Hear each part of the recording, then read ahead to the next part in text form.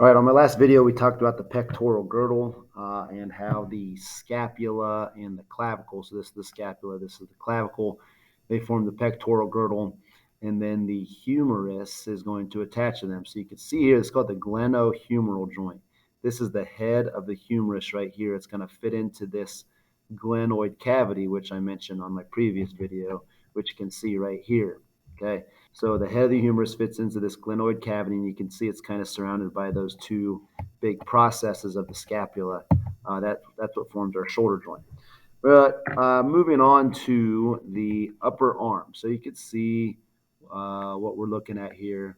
You have the clavicle and the scapula. Humerus is your upper arm. Then you have the ulna and radius, carpals, metacarpals, and phalanges down there at the bottom.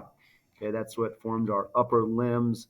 And again, they're attached to our body by the pectoral girdle.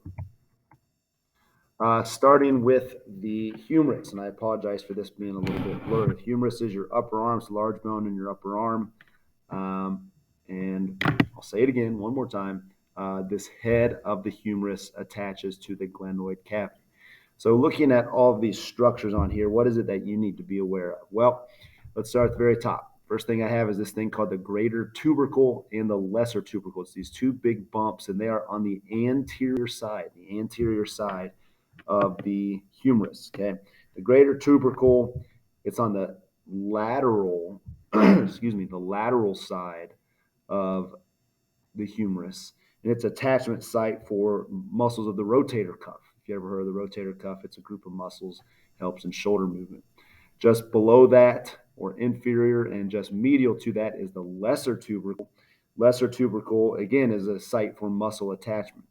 But between them, you have this little depression, or we call it a groove. This is called the intertubercular groove. And I apologize for this slide being a little blurry. But the intertubercular groove, this allows a thing called the bicipital tendon, or the tendon of the bicep. So you have a big old muscle that sits right on top of your humerus called your bicep. That tendon that attaches it to the scapula travels through this intertubercular groove. So if you're wondering, how do I locate anterior or posterior humerus? I look for that intertubercular groove. Excuse me. Okay. Once again, the head of the humerus fits into the glenoid cavity. The head is always medial. So, you're going to point the head. If you have a humerus by itself, you're going to point the head to the medial side of the body. Deltoid tuberosity, this is just an attachment site for a big old muscle. The deltoid, that's what allows us to elevate our eyes, or we call it abduct, take our arms away from our body. Down at the bottom part, this gets a little confusing down here. We have a bunch of stuff down here. Reason there's a bunch of stuff is this is what forms our elbow joint. Okay, so first thing I want to point out is it's called the medial and lateral epicondyle. So I have a lateral epicondyle and a medial epicondyle. These, again, we're not going to get into the specific muscles that attach to them, but those are muscle attachment sites and ligament attachment sites. So lateral, obviously being on the lateral side, medial being on the medial side. Okay. There's also some depressions on both the anterior and the posterior surface.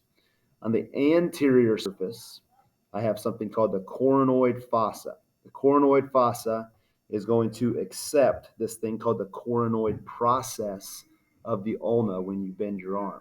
Okay, so think of it. See, the coronoid is when you close or bend your arm all the way. The coronoid fossa accepts the coronoid process. On the back side of the arm, we have something called the olecranon fossa. The olecranon fossa accepts something called the olecranon process of the ulna when you extend your arm all the way, or you, I like to say with the O, you open it all the way. So coronoid closed, olecranon open. Okay. The trochlea at the very bottom, it's just this nice smooth surface. It is going to accept this notch on the ulna called the trochlear notch. It's a C-shaped thing on the ulna, and it fits right over the trochlea. That's what allows this nice, neat joint and the smooth movement within the joint. This thing here, the capitulum is going to articulate with the head of the radius. So the radius is actually going to basically rotate on and slide on the capitulum as you're opening and closing or bending and extending your arm. Okay, there's a lot there. I understand that. This is something that is hard to do just watching on a computer. You got to really see it on a bone. Okay. Looking at these same things, we're zoomed in a little bit farther. So the olecranon fossa, this is on the back side of the arm. See that yellow there? All these yellow things are where we're going to accept a part of the ulna or the radius.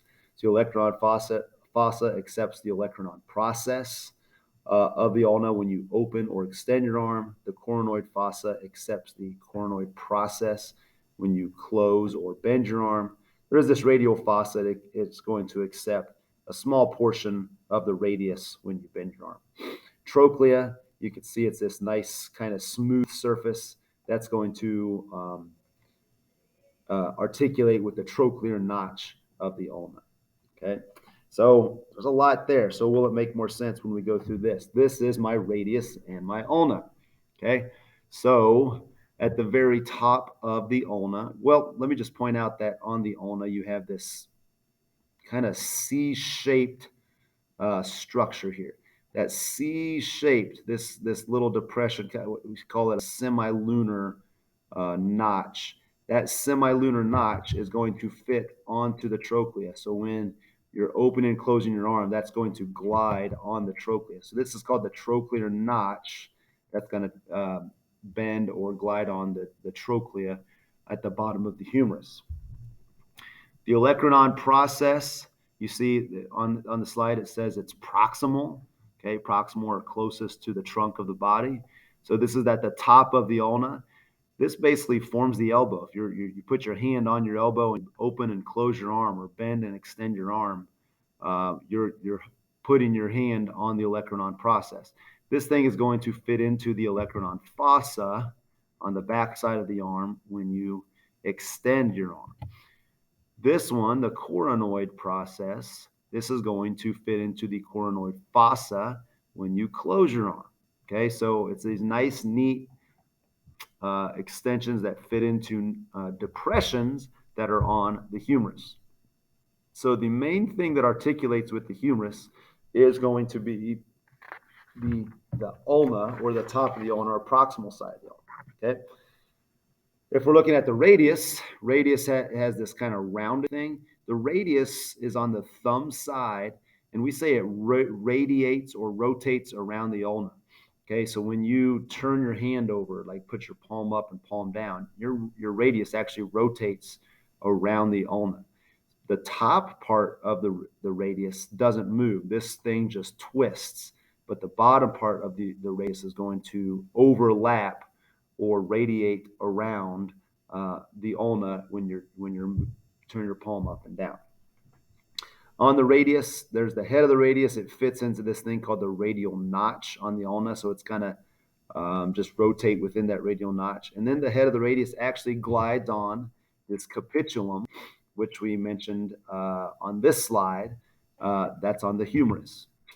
In addition to that, we have something called the radial tuberosity. The radial tuberosity is an attachment for the bicep. The muscle of the bicep attaches here, and that's what allows you to flex your arm, okay, or pull the bottom part of your arm up when you flex your bicep.